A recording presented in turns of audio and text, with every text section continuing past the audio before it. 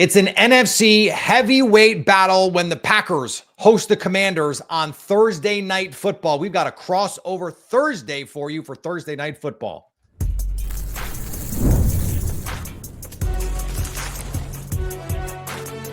You are Locked On NFL Crossover, part of the Locked On Podcast Network. Your team every day. Welcome inside another crossover Thursday. I'm Peter Bukowski, host of Locked On Packers. Joining me, David Harrison from Locked On Commanders. Today's crossover Thursday is presented by our friends at PrizePicks. Download the PrizePicks app today and use code LOCKEDONNFL to get $50 in lineups after you play your first $5 lineup. Not a huge surprise here, David, that the Commanders come in here 1-0 off the opener against the New York Giants, though I will say I saw a lot of people saying, I don't know, Giants with the points, they're sneaky, that front against the Commanders offensive line. It didn't play out that way, though. First half, there was some questions, I think, that were able to be asked. Coming out of that game, though, I think everyone is going, what's real and what's not in week one? What is that part of it for the Commander side? Yeah, man, that is you just nailed it, right? And I know it's a week one question for everybody, but for this Washington Commanders team, man, it's that run defense. That run defense was putrid last year. If you don't believe me, go turn on any Philadelphia Eagles game, specifically in the fourth quarter, and just watch Saquon Barkley. Or if you don't have that much time, turn on the NFC Championship game and just watch the very first run that Saquon had against this Commanders run defense, and you'll see exactly what I'm talking about. The run defense was just absolutely horrible. General manager Adam Peters made it his mission this offseason. Like the trade for Laramie Tunsil, the trade for Deebo Samuel got all the headlines. But the real work was done on the defensive side in the trenches. Javon Kinlaw inside and outside. Dietrich Wise Jr. also inside and outside. Bringing up Johnny Newton a little bit. Challenging Deron Payne. Like, don't just be a leader in the room. Be a leader on the field. Go get Eddie Goldman to eat up space in the front, man. And last week against the New York Giants, who are a team who's just kind of historically known under this staff to be a run-first guy, kind of team. Tyrone Tracy trying to pound it down. Cam Scatterbo, I thought we'd see more of him from the New York Giants. I think after what he did and the little bit of work that he did get, you probably will moving forward. But that defensive front, man, just completely bottled up the rush attack of the Giants and harassed Russell Wilson all game long. Very impressive. Is it real? Or is it because you went up against the New York Giants, who also didn't have Andrew Thomas, their best offensive lineman? You know what I mean? So those are valid questions, I think. Well, and if you're a Commanders optimist here, you say, okay, they added Javon Kinlaw, but everyone, I mean, the unanimous opinion on that was, why did you have to give him all of that money? Who are you bidding for Javon Kinlaw? And then right away in game one, Commanders fans are going, hey, look, this is the guy that we paid. And I'm sure 49ers fans are going, hey, what the hell, Javon Kinlaw? Like, we never saw that guy in San Francisco, at least not with any sort of consistency. So from that standpoint, David, like the Lions early on committed to stopping Josh Jacobs. They thought, hey, we're going to play two-man or we're going to play single high and just dare you to run the ball or beat us over the top. The Packers did the latter more often than not. We'll get to that, I'm sure. But when you think about the approach you expect Dan Quinn and this defense to take, do you think it is, hey, Josh Jacobs is the tip of the spear because of, we feel good about this run defense? Or is it more, hey, look, Jordan Love, that number 10 and those receivers, that's going to be a big challenge for us. Like, what is the priority, do you think? Yeah, I think it's got to be the passing attack, right? Like if you were to look at the Green Bay Packers just week one of 2025, and obviously the defense is going to dictate a little bit of how they operate. You look at this team and you say, this is a team that wants to get vertical, to spread you out, to open you up in order to try to find holes for the run game, right? Which is a very good, successful way to do things. The other good note about what the Washington Commanders did last week is they didn't have to blitz a lot. Like Joey Jr. is a defensive coordinator who loves to get aggressive, loves to play games, bring extra guys. But he got home a lot with just an organic four-man rush, did not have to add other rushers to the mix. And if you can do that against the Green Bay Packers, and if you can bottle up Josh Jacobs just like the Detroit Lions were able to, then you can play more games in the backfield. You can rely on guys like Quan Martin and Will Harris, the veteran safety back there, to keep a lid on things. And, Detroit Lions are a talented team. We know they have some guys on the roster. I would say that given the names, given the players on each defense, given the comfortability in the scheme as well, which is obviously a huge thing. Everybody knows that. Coaching matters. I would say this is a better secondary coming into Lambeau than the one that came in last year. Whether it just be a comfortability, synchronicity thing, or it just be a pure raw talent thing, whatever combination of chemistry it is, I think this is a better secondary. So can they do enough things defensively to keep the Green Bay Packers from getting away with some of the things they got away with, the 2-play scoring drives, things like that? I think they can. Then the other question goes on the other side, because on the Commanders' offensive side, their run offense was their strength last week, while their passing offense had some hits but had a lot of misses as well. Yeah. And the Green Bay Packers, very stout against the run, against a very dynamic rushing attack last week as well. So it's strength on strength, something we asked Dan Quinn about today. And I think that is ultimately, Peter, where this game is going to get won or lost, is whether or not the Commanders' run offense can become a strength again, or if the Packers can bottle that up. Yeah, 19 carries or 19 touches for Jahmyr Gibbs. He had 50 yards. He is one of the most dynamic players in the NFL, and they absolutely put him in a straitjacket. It's unlike any defensive performance. Matt LaFleur called it the most energetic and sort of like high intensity defensive performance he's seen in Green Bay since he's been head coach. And so when did the Lions and Packers play again? Thanksgiving. So you know what? Because I think this, as much as coaching staffs want to go back to the drawing board, let's evaluate our players, let's evaluate the execution. This coaching staff, more than almost any other in the National Football League, has to go every single week, reevaluate yourselves.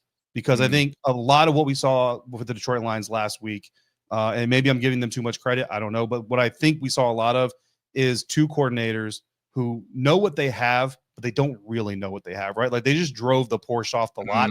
They don't really, they haven't really broken it in yet. So if they're self-evaluating, then come Thanksgiving, and I know this is not a Lions-Packers crossover, come Thanksgiving, that's going to be a different matchup. I'm not saying the Packers won't still win. It's just going to be a different matchup. Yeah, we'll see. I mean, we don't know if those guys can do anything other than paint by numbers, right? Like that's the question for anyone just saying we're going to push this thing forward. And that's the beauty for the Commanders is, you know, they found something with Cliff Kingsbury and Jayden Daniels last year. And I don't think anyone could have predicted it would go as well as it did. I don't think the Commanders would tell you, if you put them on lie detectors, Adam Peters and Dan Quinn last August, if they thought it would be a 12-win NFC championship team, there no way they would say that. Nope. But that's not to say that they're not talented. It's just, it went better than expected. And so when you have that continuity, I think you saw that in week 1 from Green Bay. You saw it in a way in week 1 as well from the Commanders. It's then what else are you getting? I want to go back quickly to a point that you made about the front. They were able to get home with 4. The Lions couldn't get home with 5, with 6. Right. My question is someone like Dorrance Armstrong, is he going to be able to have another, like, what did Pro Football Focus give him? Like 10 pressure, something crazy like that? Yeah. The Packers, as we are recording this, we don't know the status of Zach Tom, who left with a hip contusion. Matt LaFleur said we're going to give him all the way till game time, but it could be Darian Kennard, who was on the Philadelphia Eagles roster until like 2.5 weeks ago. So that could be a matchup to watch here, because if the Commanders can get home with 4, that makes life really difficult. The Packers did an incredible job. Speaking of what Matt LaFleur, David said was the best in his time, he said the backs picking up pressures, picking up blitzers was the best single game performance of that he's seen in Green Bay. I think he said in his coaching career. So like, and I love that he did that, man, because backs don't get enough credit for that kind of stuff. No. So I'm glad that LaFleur did that. Chris Brooks is only on this team because he can do that, and he's awesome at it. And Josh Jacobs was not great at it last year. He's gotten better. And my guess would be Matt LaFleur challenged him. Like, you want to be the elite of the elite, this is the place for you to do it. I was saying on my show yesterday, like, those linebackers that they have are, at this point in their career, especially for Bobby Wagner, better downhill players than moving backward. And so can you get them, whether it's guessing, can you get Frankie Louvu a little too excited to take those 2 steps forward and then find space in behind? Can you get, if you can hold up, can you get Bobby Wagner in the middle of the field having to, sort out everything that's happening on the back end? If you can, I think the Packers have some areas to attack. Jordan Love in the 10 to 20 yard space last week was unbelievable. That was where he did all of his damage to the Detroit Lions. And I think that is a place where there could be some vulnerabilities here for the Commanders. Yeah, I think you're going to see a lot of 3 safety sets. I think you're going to see a lot of Will Harris, Quan Martin, and Jeremy Reeves all on the field at the same exact time to do that, to do exactly that, to try to take advantage of some of the things that the Green Bay Packers are going to want to do. Plus, the Green Bay Packers have a lot of horses, man. They got a lot of dudes out there to run some routes and do it pretty stinking well, and can definitely bite you really quickly if you let him. So I think you're going to see a lot of 3 safety sets. And, Joe Witt, the defense coordinator, I think he's going to try to get home with 4. If the Packers show him, hey, bro, like, respect us a little bit more than you respect the Giants, then he's more than happy to bring the pressure. And it's going to come from a lot of different places. Mikey Sanders still out of the slot, except for example, Will Harris from the safety position, not just Frankie Louvu. And the hope is going to be that those games, those combinations, right? You bring 6 to the line, you rush 4, but which 4? You bring 6 to the line, you rush 5, but which 5? That those things are going to do enough against the Packers front to put some pressure on Jordan Love and hopefully put him in duress and throw something up that Marshawn Lattimore or Trey Amos can go out there and take advantage of. Yeah, you mentioned Joe Witt. This is a little bit of a Joe Witt grudge match because he was a Green Bay Packers defensive coach now under Mike McCarthy, but Matt LaFleur could have kept him and did not. So maybe there's a little bit of animosity there. He loves his time back in Green Bay. I will tell you that he does look back at his time in Green Bay with appreciation. I will tell you that. I hope that's true. But you never know. Let's get into the other side of the ball because speaking of horses, Micah Parsons talked about the horsepower on this defense. They're going to need it against Jayden Daniels and this Commanders offense. We'll talk more about that next on a Locked On Packers, Locked On Commanders crossover Thursday. Today's crossover Thursday brought to you by Mazda. You can just move through life or you can find things that move you. It's your choice. You can choose to get out there. Choose your people. You can choose to go for it, like really go for it. Just choose to do something that moves you. Mazda crafts cars for those who choose to do more than simply move. Mazda, move and be moved. Today's episode also brought to you by 5 Hour Energy. Time to fuel up and turn it up with 5 Hour Energy Transfusion. This grape, ginger, and lime flavored shot brings the iconic taste of the golf course to a non-alcoholic boost. Perfect for sinking birdies or making great memories with friends. It's a hole-in-one for your energy game. Personally, I love fall golf. And I often on the course need a little pick-me-up. So this is just a perfect confluence of events for me. Golf is all about good times with good people and good flavors. The grape ginger lime flavor of 5 Hour Energy Transfusion gives you the best parts of your clubhouse go-to without leaving the course or chasing down the bev cart. Now you can amp up the fun even more. Just buy, snap, and enter to win a dream golf trip for 2 to any golf tournament in the USA. Tee up that trip. Visit 5hewin.com for full rules and entry. No purchase necessary. Excludes the Masters tournament. Ends October 31st, 2025. All right, we're back here on a crossover Thursday. Locked On Packers, Locked On Commanders. Peter Bukowski and David Harrison. And David, Jayden Daniels, he moves a little differently than Jared Goff, but they do like to do a lot of the same things. It's a lot of big play action, a lot of the quick game that gives you the opportunities to take those deep shots. And when you take those deep shots, you be efficient, you be explosive. How are the Packers best equipped to tackle Jayden? What is the way to defend Jayden Daniels for the Packers? I mean, honestly, man, like if I'm a defensive coordinator trying to defend Jayden Daniels, you're rushing with contain in mind, right? You can't ever get past the quarterback, right?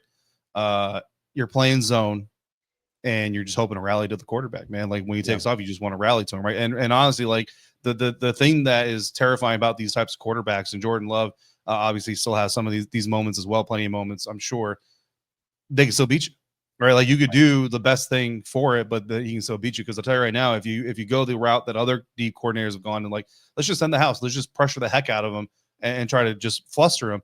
You're not going to fluster Jayden Daniels. I saw Jayden Daniels get gang tackled by like 4 dudes, twisted and turned like a pretzel and got up laughing. You're not going to fluster Jayden Daniels. So the best thing you can do. That was one of the things, by the way, you and I talked about. We were at Super Bowl, talked about his poise, and just like right away in the NFL from week 1, you could just see nothing bothered him. Nothing flusters him. It seems like it's part of his personality where he's just like, I'm just here and I'm going to do what I do. You can guys try whatever you want, but I'm going to be good. Don't worry about it. Yeah, like you're just not going to bother this dude. I mean, he made a mistake at the end of the half against the New York Giants, threw the ball away, got flagged for intentional grounding, 10-second runoff, ended the half. They were in field goal range, could have added points. Look, it's a terrible play, and Jayden took full responsibility for it. Can't let that happen. Got to get better. But at the same time, he's laughing coming off the field at halftime because it happened. It happened. It's over. There's no reason to sulk. There's no reason to hang your head. There's no understand what happened. Understand how to fix it. Move forward. Enjoy the game. You're a millionaire playing football. You know what I mean? And that's Jayden Daniels. Like Brian Burns was annoyed by how much he talked on the field. The dude is just having fun. He's going to go out there. He's going to pick at Micah Parsons if he can. He's going to pick at anybody that you might as well put Clinton Dix back on the field because he's just going to be laughing all over no matter what happens. That being said, Packers and Washington football team legend Clinton Dix. Absolutely. That being said, I mean, that's just, that's kind of just the uncomfortable thing about a guy like Jayden Daniels. And I think as a Packers fan, you hear somebody say that, you're like, yeah, good luck with that. Like, you have to do something to stop him. Honestly, man, the best thing to do is just to kind of hope to contain and play that bend, don't break. Yeah. Hope that, a receiver drops a pass here or maybe a guy fumble. I mean, look, the Philadelphia Eagles, man, the Washington Commanders turned the ball over almost half a dozen times. And it wasn't until like that fourth turnover that the game really actually got away from the Washington Commanders. So that's just what Jayden Daniels can do. It's rare. I'll be honest with you, Pete. That end of half intentional grounding, I remember saying this to myself. That might be the first rookie mistake I've seen him make. And obviously he's not a rookie anymore, right? But that just shows you what kind of rookie season he put together. Like that might be the first head slap moment I've seen out of Jayden Daniels. And that's very impressive. So, it's very much a you can't stop him, just hope to contain him type of situation. I think for the Packers, we saw them line up in a number of different unique fronts, line up Micah Parsons over the center, overload sides, and you still have to do that stuff, I think, to attack Jayden Daniels, but you have to be even more buttoned up with your rush lanes. And what's interesting is I wonder when even though like Jalen Hurts last year, his pressure versus not pressured stats are wild. Like he's very pressure sensitive, like Jared Goff. But Jeff Hafley's decision was, we're just going to sit back. We're going to contain rush, and we're going to make you play quarterback from the pocket. Now, the difference in the Eagles offense and the Commanders offense is the Eagles, their short game does not exist. They want to hunt big plays. And if you have those routes covered, Jalen is going to sit and pat and eventually bail. And then you just have to go chase him. I don't know that you can do that with Jayden Daniels because so much of this offense is quick game. It's RPOs, it's screens, it's stuff where you're going to have to rally and tackle, and you're not going to have time to get in your exotic looks, your overload fronts. Hey, cool, ball's out. And it's to the other side of the field. And so I think that's going to be the cat and mouse game. And it goes back to the conversation you and I were having at the top, but in the reverse. If the Packers can stop this Commanders, and I'm talking traditional run game, with Big Bill Merritt, right? Then that makes it easier because then it's 3rd and 8, right? That difference. Now you get into your funky fronts. Now you line Micah Parsons up over the nose tackle. Now you get into those simulated pressure looks. Like there was a simulated pressure, David, against Jared Goff, who sees and reads defenses extremely well. The Packers show overload pressure, and they only send 3. And Jared Goff still pees his pants. Because the pressure had been getting home before, he gets up and looks around, and he's expecting the pressure to come. It doesn't, and he just kind of and then throws a bad pass to Sam Laporta in the flat. They can't convert. They have to kick a field goal in the red zone. It was a really big play. Now, I don't expect the Packers to trick Jayden Daniels a bunch in this game. They didn't trick Jared Goff a bunch in the game either. You only need to do it one time. You only need to do it that one game-changing time. And I was checking out True Media, and Jayden Daniels last year, top 5 in touchdowns thrown against the blitz, but also top 5 in interceptions thrown against the blitz. It is a high risk, high reward proposition. And so I'm very curious to see how Jeff Hafley decides to play this. Do you, as you mentioned with Joe Witt in that defense, do you play your traditional 3 deep 4 under and just see what you can do at first? Yeah. And then if you have to take risks, get into that variance mode. I feel like if we take the Hurts blueprint, that might be the way that they view this here, because what they did last week was beautiful. Yeah. That's what I do. You know what I mean? And Jared Goff, I don't know that the Packers, to your credit, I don't think the Packers confused him as much, but I felt like Jared Goff wasn't seeing the field the way even Jared Goff normally would. Right. And some of that I think certainly has to do with the new offensive scheme. Right. And I think that honestly, that's something that the Packers can play into as well. Like I said, bend, don't break, hope that there's a drop pass or something. Like, look, I love Debo. Holding I've call. been telling people all off season, Debo's not fat anymore. Debo's not slow anymore. Debo's electric. You saw that against the New York Giants. But Debo also had 2 drops. And even at his best, we know Debo will drop some passes. You know what I mean? Like, that's just been part of his MO his entire career. He's going to drop some passes. Noah Igbenogany is good for a DPI a game. Debo Samuel is going to drop some passes. Those 2 things are just known, right? That, death, and taxes. So if you're the Packers, right, it's week 2. We heard Dan Quinn on Tuesday talk about some of those misconnections, some of the overthrown pass to Terry McLaurin, some of this other stuff. It's just week 1 football. Like, everybody just kind of starts a little bit rusty, right? That's just the nature of the business. So if you're the Green Bay Packers, you bend, you don't break, you get into the red zone, maybe inside the 10, and you hope that some of that week 2 football shows up. Yeah, a Commanders fan might go on Twitter and say, like, but if Jayden Daniels hits Zach Ertz on that route or Debo doesn't drop that pass, okay, yeah, but nothing. It happened, and now the Packers won. Now, the other side of the coin here is, of course, the Packers are also playing week 2 football. I would say they looked much more in sync and in rhythm in week 1 than the Commanders did, but there's some potential week 2, buts that can happen on their side of the ball as well. But yeah, as a defensive coordinator, man, like I said, especially with the new wrinkles, right? Debo Samuel in there, Bukowski Merritt, like you mentioned, just the evolution of the scheme, just overall, and also guys like Jalen Lane, who you saw get involved just a little bit, a couple targets and all that stuff. So you haven't seen a full repertoire of what they're going to do with him yet. I think it's just best sit back.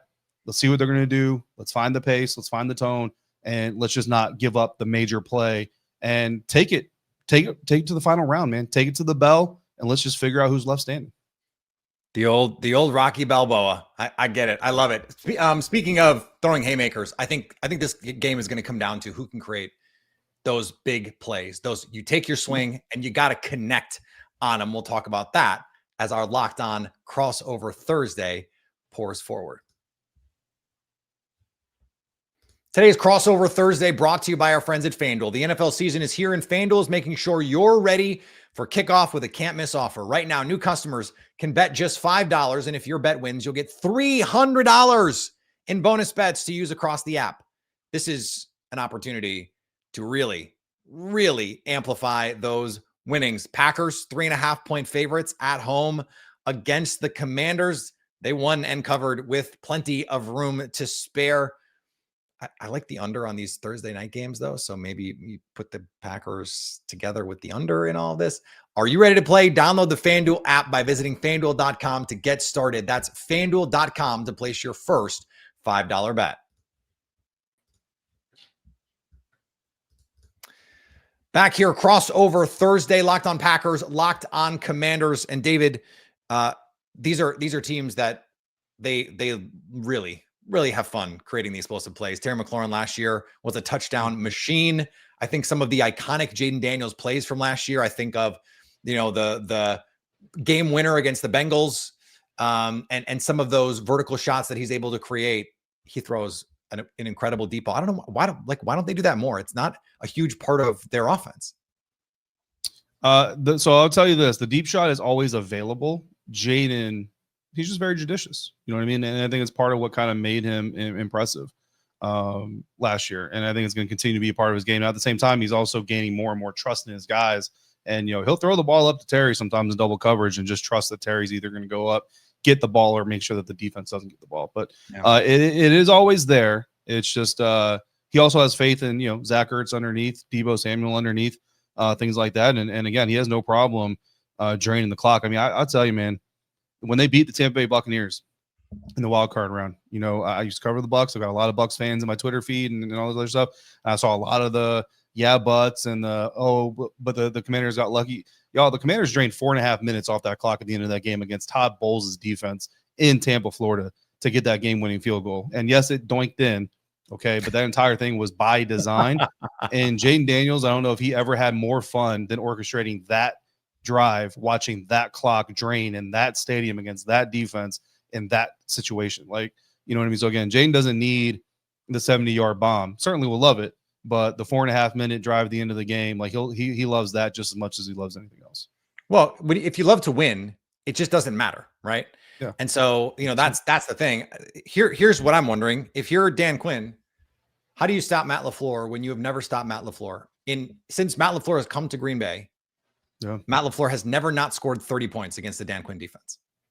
And I know Yeah, that and those defenses are not this defense, but it just like LaFleur has just seemed to have a feel for how to attack Dan Quinn. So do they try and stay true to what they are? Like, what are the changes here that you think the Commanders have to make, or at least the adjustments? Where do they have to be particularly buttoned up? Because like I said, like Matt LaFleur has read Dan Quinn's mail for years now, despite the fact that Matt LaFleur has the utmost respect, by the way, for DQ, talked about what an important part in his coaching career being in Atlanta was.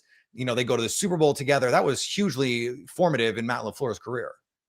Yeah, but look, it's easy to be respectful of little brother when you're big brother, right? And I think that right now in their history, that's just the facts of it. And also, Washington hasn't beaten Green Bay in Green Bay since 1988, and they don't play every year. Yeah. That's a long time. You know what I mean? And I mean the best versions of this franchise, 1991, all this stuff, like that's a long time to not get a win in a place when you have a history like this franchise does. So it extends even further.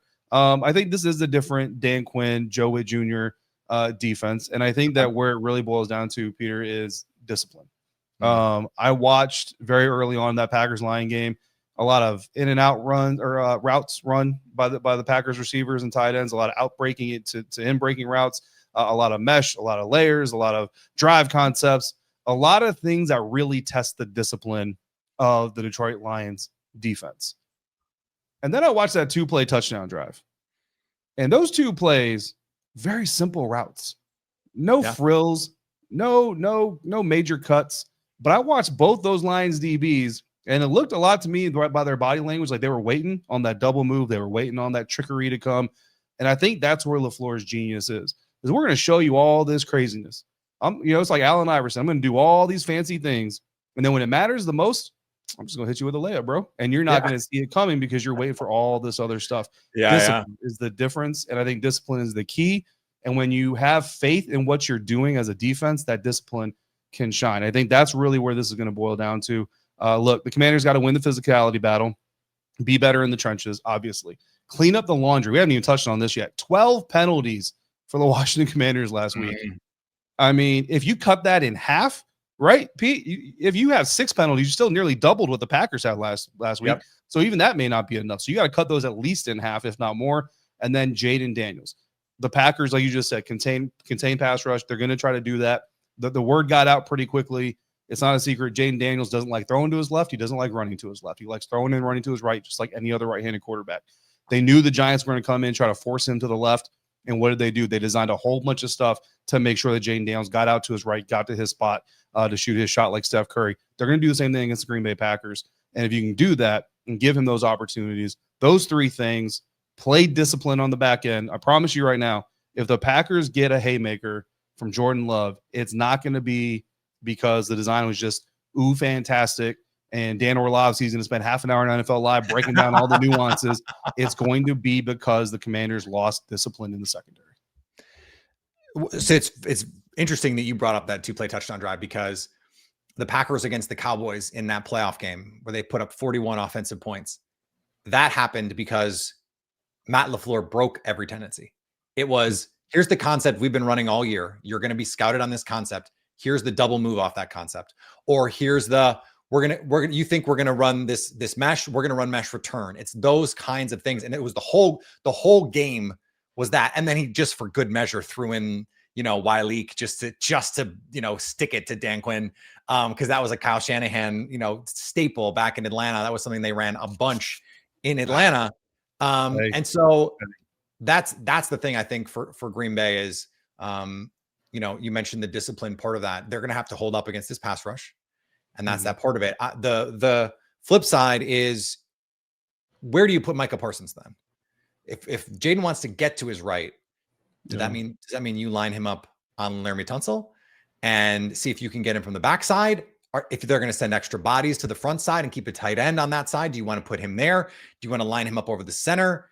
And then when are those things happening? When are they is that going to be an early down thing? Is that going to be a third down thing? Well, it's going to depend on what those down and distances are, because it's a lot easier to do on 3rd and 4 than it is on 3rd and 9. And so it's all, to me, predicated on winning the early downs for the Packers defense. And they were awesome at it last week. I'm going to give you the stat again. 19 touches for Jahmyr Gibbs for 50 yards He set a record for for fewest yards on 10 catches in modern league history. They were awesome rallying to the ball, and they have to do that again because every one of these players for the Commanders is a threat after the catch, including Jayden Daniels, who, not after the catch, but like in open space. We know what he's capable of. This has to be, I thought last week was the best rally and tackle game I've ever seen the Packers play in the Matt LaFleur era. Thursday night's going to have to be, like a close second. Yep. I mean, I think last week, man, was the Packers just come out and say, look, last year, like I know last year was last year double digits, and I know last year, like some of y'all thought, oh, we're coming for the crown, and there's a new boss in the NFC North. No, it's still the Packers division. That's what I took away from last week. We'll see what continues in week 2, and then obviously beyond. But yeah, man, I mean, LaFleur. Look, man, LaFleur is known as one of the best coaches in the NFL for a reason. He knows how to get into people's heads. He knows how to play these mind games, and he's got a team that obviously follows his lead. And does a lot of great things, which is why this is going to be, I'm looking forward to a very great game. I have no idea who's going to win, to be quite honest with you. But I'm looking forward to a really fun game, a really fun night. And like I said, unless the Commander come out there and commit 12 more penalties, I think it's going to be a very close one at the end. Well, that was the key for the Packers on Sunday. They out-disciplined the Dan Campbell Lions, and that is not something we could say for the last 3 years. They out-coached them, they out-schemed them, they outplayed them, and they out-disciplined them.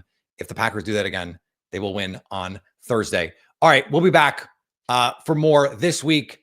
Locked on Packers, Locked on Commanders. I'll be live post-game. A ton of coverage coming from both of us here. So stay locked on Packers, Locked on Commanders. I've almost forgot my own catchphrase.